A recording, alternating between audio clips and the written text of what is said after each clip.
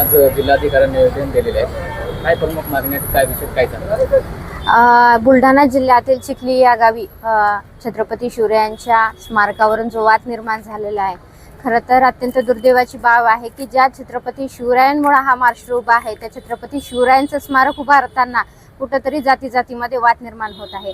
ज्या छत्रपती शिवरायांनी 18 पगड जातीच्या मावळ्यांना सोबत घेऊन या स्वराज्याची स्थापना केली, जडणघडण केली, प्रत्येक महापुरुषाचं या महाराष्ट्राच्या जडणघडणीमध्ये अत्यंत मोलाचं योगदान आहे. त्यामुळे महापुरुषांचे पुतळे उभा करताना कुठेतरी त्यांच्या स्मारकावरून बदनामी होणे, कुठेतरी वाद निर्माण होणे ही अत्यंत दुर्दैवी बाब आहे.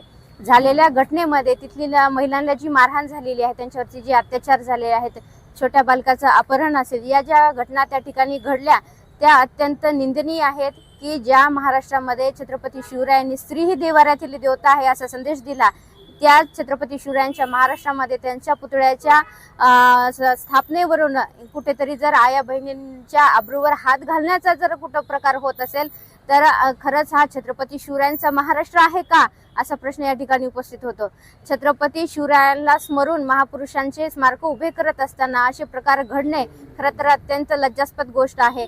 प्रशासनाला आमची एकच विनंती आहे की झालेल्या घटनेची सखोल चौकशी करावी, संबंधित जे आरोपी आहेत त्यांच्यावर झालेल्या घटनेच्या घटनाक्रमानुसार त्यांच्यावरती गुन्हे दाखल करण्यात यावे आणि येणाऱ्या काळामध्ये ज्या ज्या ठिकाणी महापुरुषांच्या जयंती पुण्यतिथीच्या निमित्ताने अनेक ग्रामीण भागामध्ये आपण पाहायला गेलं तर स्मारकही उभ्या केल्या जाते. तर खरं तर स्मारकांमुळे त्यांच्या विचारांची प्रेरणा आपल्याला भेटत असते म्हणून स्मारक उभ्या केली जातात.